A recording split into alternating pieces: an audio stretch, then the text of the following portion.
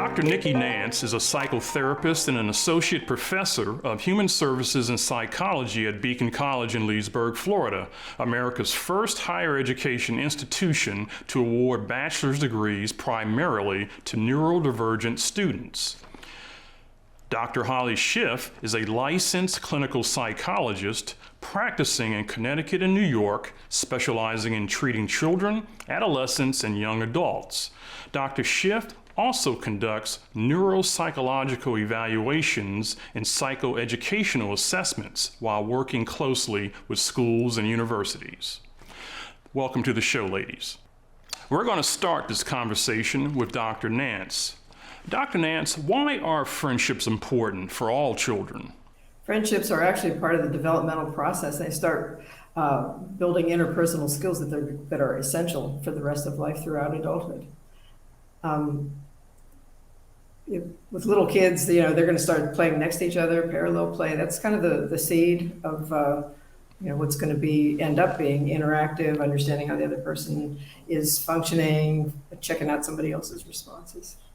So that's why it's important. All right. Well, when it comes to this process, do parents truly have to start at the beginning, meaning helping their child to understand what a friend is? I think at the very beginning of their life and at the very beginning of what is friendship, you would probably be able to start anytime. If you're capable to communicate stranger danger to your child, you should be able to communicate familiarity to your children too. Social media has turned the word friend into a verb, so it's confusing for a lot of adults. They don't know what friends are. You need to differentiate that with kids from who are your classmates, who are your teammates, and then teaching your own children boundaries and teaching them how to check what other people are comfortable with. Those are all friendship skills, and they provide safety in a relationship that allows people to become more and more intimate in that relationship. Thank you, Dr. Nance. Dr. Schiff, athletes often visualize foul shots going through the hoop or an extra point going through the goalpost. Should parents help their children learn friendship ropes by scripting dialogue or drawing out the flow of a conversation to help their kiddo connect with the basics of friendship speak? Absolutely. I actually like to use conversation maps as a guide to help kind of initiate and maintain social interactions with peers. So it actually provides a visual framework for how a conversation might go. And you can follow the flow literally kind of like a flow chart. So you'd start with a greeting, something like, hey, hi, hello, how are you doing? My name is blank. And a starting comment or a question. So how was your weekend? Or, oh, I really like your backpack. And then kind of having a conversation, taking turns, that back and forth, asking questions, showing that you're interested, and then learning kind of how to end a conversation and wrap it up. So there's not just that awkward stalling. So it's, I got to go to class, or maybe I'll talk to you later, and then saying bye. And so I think scripting dialogue can also be helpful. So you actually become better acquainted with the basics of friendship speak. And is practicing once enough, or does it require frequent role playing with the child?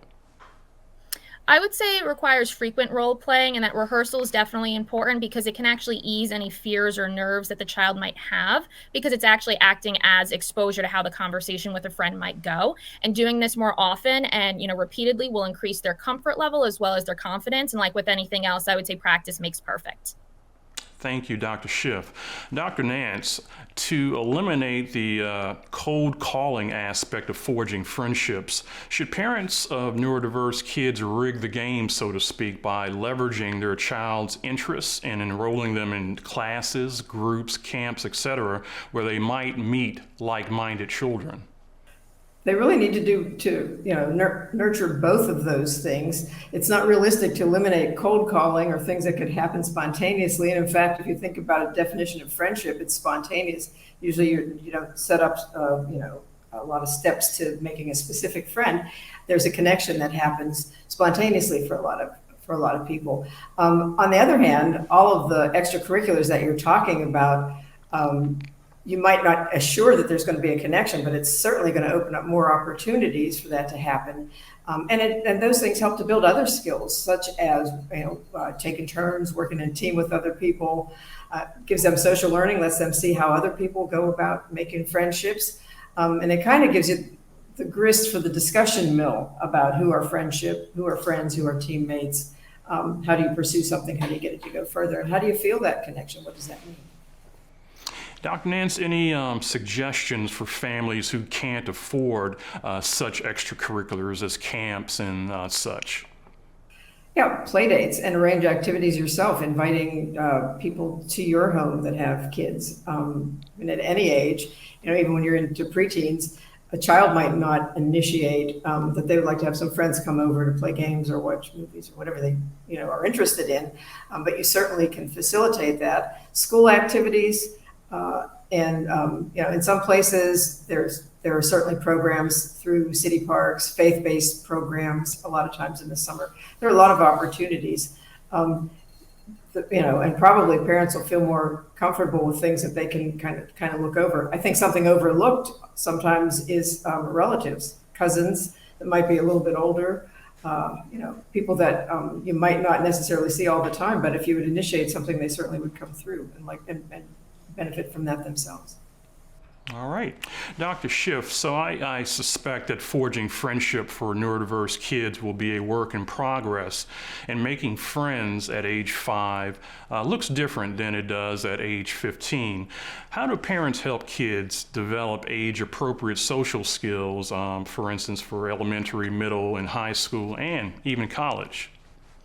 Yeah, absolutely. You're completely right. And so I think developing age-appropriate social skills is definitely important because each of those developmental stages that you mentioned can look quite different when we think about, making friends, socializing, what that dynamic looks like. So if you think about elementary school and younger kids, it's kind of the parents being friends with each other, kind of acting as social directors, facilitating the play dates, staying on hand to make sure it goes smoothly. And so for the kids, learning about sharing, taking turns, learning the rules of games, abiding by the rules, open-mindedness. Maybe I love dinosaurs, but, my friend doesn't.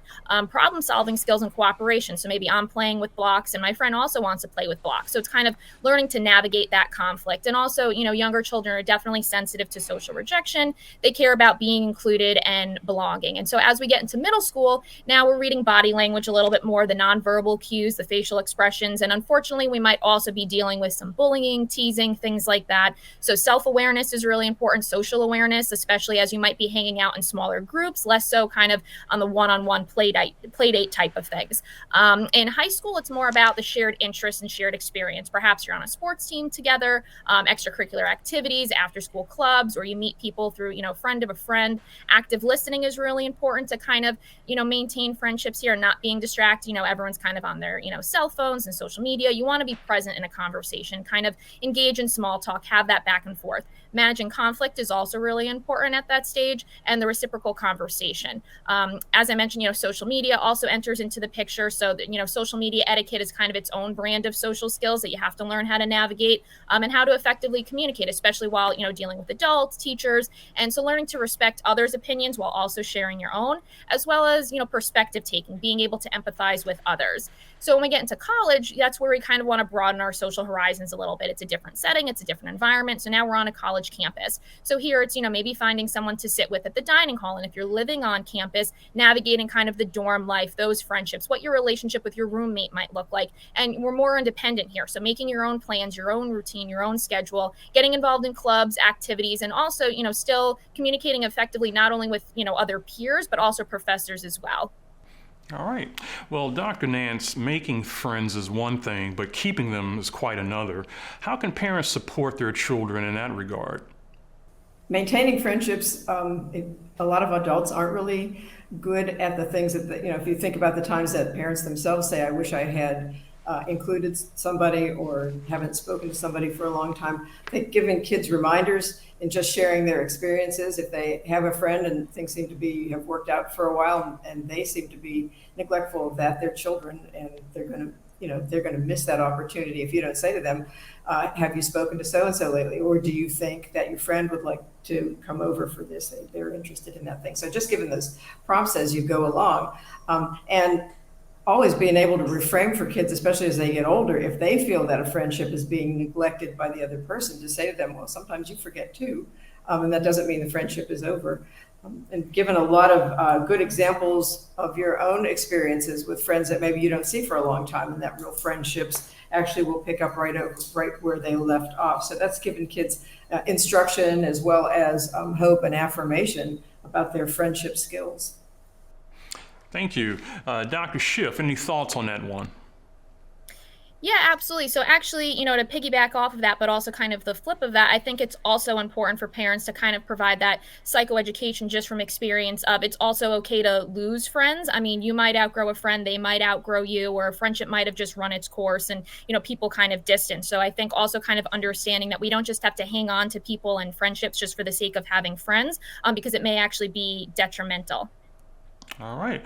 And Dr. Nance, Dr. Schiff kind of anticipated my next question, which is kids will be kids. And despite all the practice and your child's best efforts, at some point, some child may reject your child's friendship overtures. So how do parents prepare a child for that and come to the rescue with positive reinforcement after the brush off?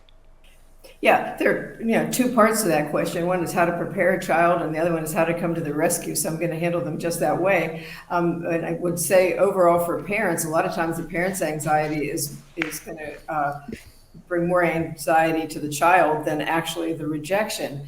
And some of that comes from having a neurodiverse child. You have to kind of divorce yourself from the idea that only neurodiverse kids are getting the brush off, or that your child is getting the brush off because of their difference. Most kids are going to get a brush off at least sometime in their young lives. And you don't want to make that about their difference. You want to make that about just their feelings. How to prepare them, grabbing at all the teachable moments that you can and being a good model. If somebody is rude to you, handling it with grace and not portraying yourself as the victim, demonstrating some really good social skills, and even saying, I wish I would have handled that better. Gives the kid permission and some real good modeling. Rehearsing what to say if they're rejected, knowing how to disarm other people without portraying yourself as a victim or without being confrontational. If you aren't good at it, they won't be either. So I think that your modeling, again, is a lot of it walking people through and giving them really good answers. I mean, especially as they get to be adolescents, what I experience with the college students is if I am teaching some things about assertion or just assertiveness skills, a lot of times if I give an example of an answer, they say, oh my God, I could use that. I could even say that at home. That would help and it wouldn't cause a confrontation. Things like saying, let me give that some thought. Or if somebody is complaining about a choice that you make, to just be saying, well, that one would be up to me, wouldn't it? Those are kind of disarming, depending on the age of the child who they're talking to, but just giving them some kind of consequence, low risk responses that they can make. Rescuing. I almost don't like the word rescue because the rescue is a short-term goal and there are better long-term goals. I don't know if we want to rescue them because then how will they build resilience? I think acknowledging, yeah, that happened and, not everybody is for everybody else. Asking the child, and I think parents, any adult, when they see a kid struggling is going to project some of their feelings onto that child. So it's really a better goal when this first happens is to ask them, what about that brush off bothers them the most? You might be wanting to fix a broken heart when really they're just looking for somebody to hang out with, but they got rejected. So don't let your broken heart interfere into that. I think those are a lot of things that as kids get older, check in with them more, but the more that you check in with them, the more answers they will have for you. If your child has specific behaviors themselves that are off-putting, help them with those behaviors. Maybe they have, maybe they criticize people before they compliment them. I think a lot of our students are really good at finding errors and mistakes and just helping them to understand the effect that has on other people, letting them do some identification. And if your child, if your neurodiverse child has been inadvertently rejecting of others, that's really a good time to bring up. Like if you see them, if you say you walked by Johnny, but you didn't even say hello to him, that you might want to pay a little bit more attention to what's going on. I always reflect back at the college level that I had a student who always would just kind of lean over the front desk and say, "This is where I'm supposed to be." He was just not good at the beginning of his education in his freshman year. By his junior year, I can recall walking down the street and him walking past me, looking preoccupied as I always did, and then backtracking and saying, "Hi, Dr. Nance, how are you today?" Clearly he'd been coached. It was a little rocky, but he knew to do it. I think that helped. Somebody helped him to make the connection and to empower him that what you do matters, and that you can change your outcomes. Later in a class, I remember him singing with some other kids and thinking, well, this was a good journey, and it was a good journey for me as well to see that progress. Just because somebody was willing to say, you have a part in this too. All right, thank you for that, Dr. Nance. So, Dr. Schiff, as kids get older, friendships can turn to romantic relationships.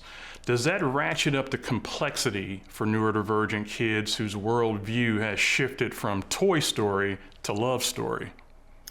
Yeah, I would definitely say so. I mean, as we know, friendships are kind of already complex enough, but romantic relationships kind of take that to the next level. So with romantic relationships, I think we hold different expectations, and just the relationship itself kind of presents different potential issues and perhaps challenges. I think there's also a level of intimacy and closeness as well as emotional vulnerability that comes along with, a dating relationship. So for neurodiverse individuals, they may actually feel misunderstood within the context of the relationship just due to differences in perspective. And neurodivergent brains also actually tend to have difficulty kind of monitoring and managing some emotions and behaviors, which, as you can imagine, could cause some complications when it comes to relationship dynamics. So just like in friendships, though, and romantic relationships as well, I think it's important to both understand and honor the differences between each, how each party's brain processes information, and to kind of encourage honest communication just to kind of avoid conflict. Well, thank you for that, Dr. Schiff. And I think I'm going to close out our conversation asking you both about some handy do's and don'ts for parents as they go through this process. And let's go to Dr. Nance first. What do you think on this one? The do's have to do with being vigilant throughout their development, and not giving up on it, even into early adulthood. For a lot of people, they're still going to rely on their parents to point out behaviors, to give them to support. The big don't is don't imply that it's their difference that causes other people's behaviors. You really want to focus on, like other people are responsible for their behaviors, and that it's nothing about you justifies you being treated badly, and you don't have to accept it. I think that kind of message is important. Do teach them to enjoy the quirkiness of other people. I think a lot of us are, and I hear students say it all the time. If I show a video of somebody that's unusual, that one student in the class eventually is going to say, I kind of like them. And so, those are really good teachable moments, that your differences really, for some people, those are going to make you stand out to them, be powerful in the experience that they have, and that could be the start of spontaneous friendships. And certainly, following through with the role play, I think you can teach parents at a really early time. As soon as kids are able to do make-believe and all the way through high school, if they're complaining to somebody that rejected them, then you say, okay, exactly how did that go? You be them, tell me exactly how that went.